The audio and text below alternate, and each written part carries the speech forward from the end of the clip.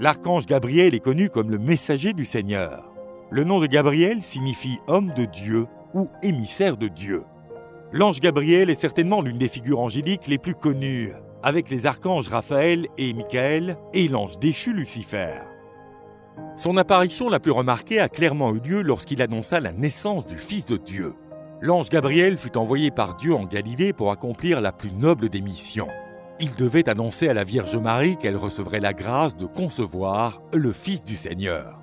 Au début, Marie fut effrayée, mais l'archange la rassura et lui révéla la volonté de Dieu. Ce bébé à naître s'appellera bientôt Jésus. Même s'il s'agit de l'épisode biblique le plus connu dans lequel Gabriel est présent, il existe d'autres moments où l'ange de l'Annonciation montra son caractère. L'ange s'est présenté devant le prophète Daniel pour annoncer la venue du Messie. De même, il s'est présenté devant le prêtre Zacharie pour lui annoncer l'arrivée de son fils, Jean le Baptiste. Zacharie douta de Gabriel et resta donc muet jusqu'à la naissance de son fils. Selon les textes bibliques, l'archange Gabriel affirme qu'il est toujours en présence de Dieu et qu'il est à son service pour annoncer la bonne nouvelle. C'est pourquoi ceux qui croient en ces personnages célestes et leur sont dévoués prient et demandent à l'ange de leur révéler la bonne nouvelle et les promesses de Dieu pour leur vie. L'ange Gabriel, dans certaines doctrines chrétiennes, est considéré comme la personnification de l'Esprit Saint. L'archange Gabriel est le patron de plusieurs professions, dont la plupart sont liées aux messagers, comme les facteurs, les diplomates et les professionnels de la communication. Mais l'influence de l'ange Gabriel s'étend au-delà du christianisme. Selon la foi islamique, l'ange Gabriel eut un rôle crucial dans l'histoire de l'islam. Alors que Mahomet priait sur une colline de la Mecque, Gabriel apparut devant lui, lui révélant le Coran. Il s'agit du livre sacré des musulmans qui contient la parole littérale d'Allah. Après la révélation de Gabriel, Mahomet commença son travail de diffusion de l'œuvre de Dieu. En raison de sa contribution majeure, Gabriel, l'ange de l'Annonciation, est une figure vénérée dans la culture judéo-chrétienne et également dans le monde islamique.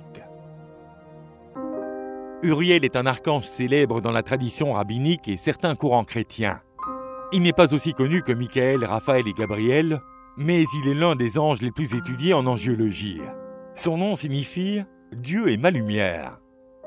Dans les arts, l'archange est représenté tenant un livre ou un parchemin dans une main et l'orbe solaire dans l'autre. Le nom d'Uriel n'est pas écrit dans la Bible, mais il est cité avec une certaine fréquence dans les livres apocryphes. Il aurait fait quelques apparitions célèbres dans les textes sacrés juifs et chrétiens, même sans que son nom soit expressément mentionné.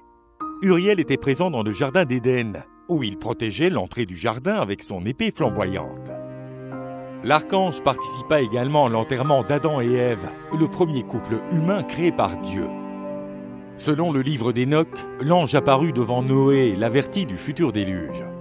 Dans le livre de l'Exode, Uriel était présent lorsque la peste la plus terrible frappa l'Égypte. Le personnage céleste visita toutes les maisons pour savoir quelle porte avait été peinte avec le sang d'un agneau, comme Dieu l'avait ordonné. Cette plaie mit fin à la vie des fils, premiers-nés de ceux qui ne suivaient pas les directives, y compris le fils du puissant Pharaon. Selon les évangiles apocryphes, Uriel contribua à la protection de Jean-Baptiste, alors qu'il était encore bébé, devant l'ordre du roi Hérode, qui exigeait l'extermination de tous les enfants nés à cette époque. Plusieurs courants du christianisme vénèrent la figure d'Uriel. En l'an 745, l'Église catholique tenta cependant de mettre un terme à la dévotion croissante envers les figures angéliques. Seuls les trois grands archanges Raphaël, Michael et Gabriel pouvaient être vénérés.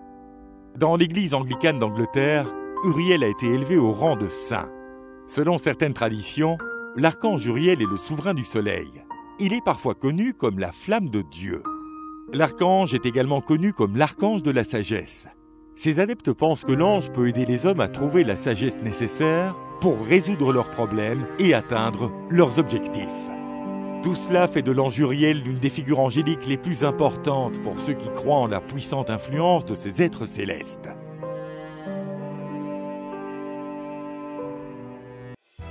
Michael est le nom de l'archange, chef de la milice céleste. Aux commandes de l'armée de Dieu, il affronte le mal avec ses soldats célestes.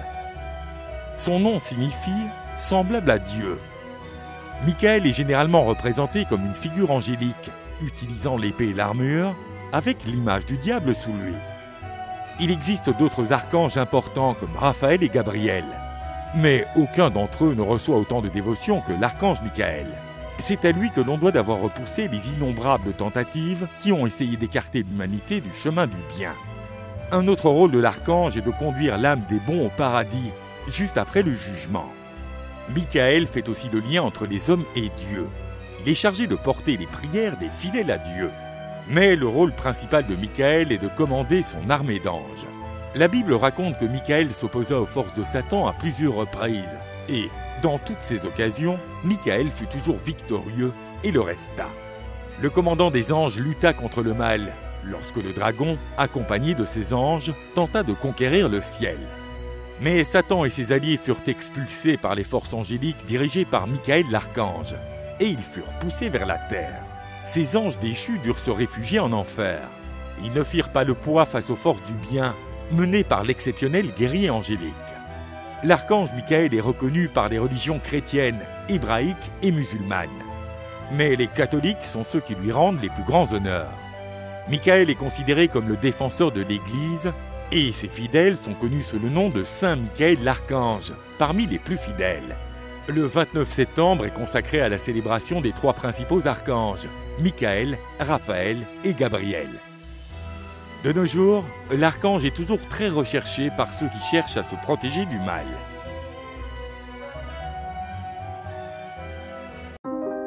Métatron est une figure angélique dans la tradition juive. Selon l'angéologie, il serait de la classe des séraphins, les personnages qui se trouvent au sommet de la hiérarchie céleste et donc les plus proches de Dieu. Il n'y a pas de consensus sur la signification de son nom.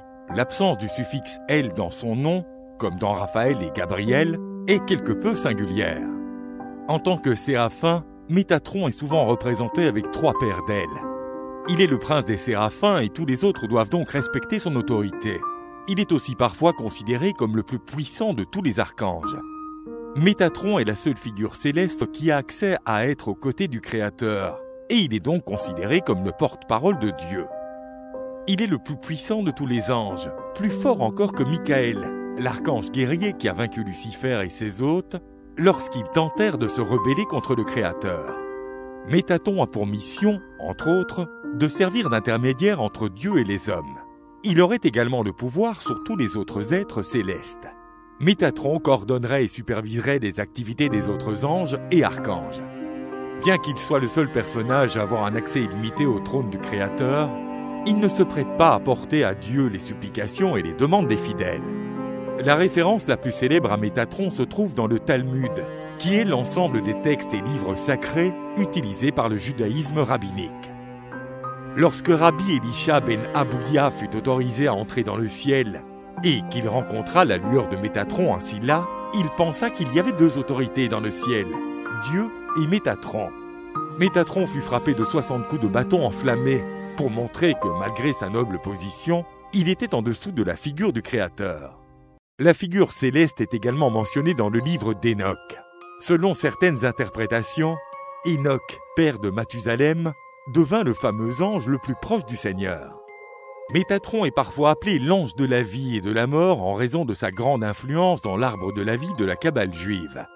Le nom de Métatron n'est pas expressément écrit dans la Bible, mais selon certaines traditions, Métatron serait l'ange qui lutta avec Jacob, qui voulait être béni avant ses retrouvailles avec son frère Ésaü.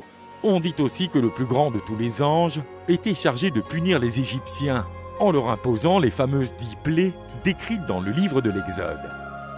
Les partisans de la mystique hébraïque utilisent le cube de Métatron, qui est une structure géométrique sacrée composée de 13 cercles, comme un instrument de protection, et aussi pour aider à la compréhension de la réalité. Bien que moins reconnaissable, une figure angélique avec les 3 anges, Michael, Gabriel et Raphaël. Métatron joue un rôle de premier plan à côté du Seigneur, servant avec son scribe divin, prenant note de tous les actes et péchés des hommes. En tant que figure céleste la plus puissante, juste après Dieu, Métatron est l'un des anges les plus respectés par ceux qui s'intéressent à l'angéologie.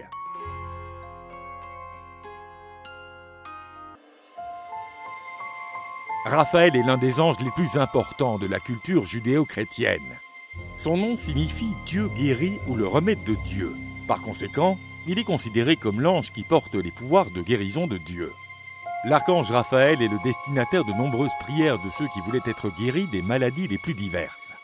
Parmi les 3 principaux archanges de la tradition catholique, Saint Raphaël l'archange est celui qui a la présence la plus subtile dans la Bible.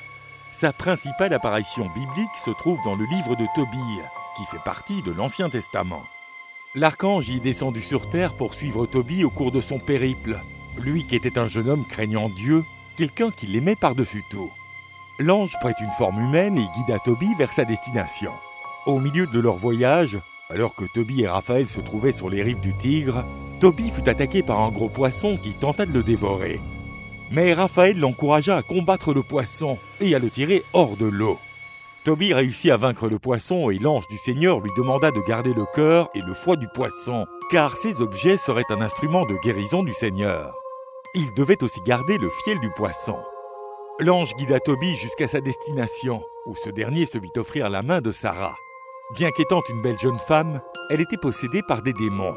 Sarah avait déjà été mariée 7 fois, et dans tous les cas, leur mari était mort avant le mariage.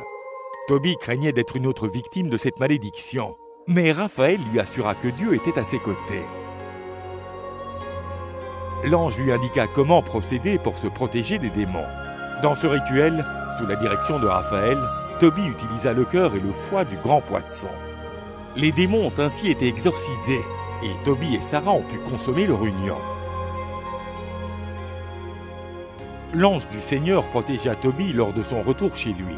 Et lorsqu'il retrouva son père, qui était aveugle, Tobie utilisa le fiel du poisson pour réaliser un véritable miracle, en suivant les conseils de Raphaël. Après avoir mis la bile sur les yeux de son père, sa vision fut rétablie.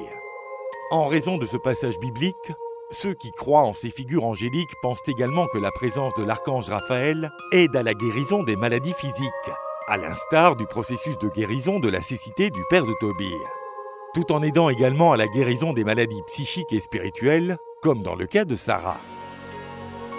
L'ange Raphaël est également présent dans la culture islamique sous le nom d'Israfil. Selon la tradition islamique, cet ange porte une trompette qui annonce la venue du jugement dernier. Les catholiques ont consacré le 24 octobre comme la fête de Saint Raphaël l'archange, le porteur de la guérison du Seigneur. Et le 29 septembre, des cérémonies sont organisées en l'honneur des 3 grands archanges, Gabriel, Michael et Raphaël.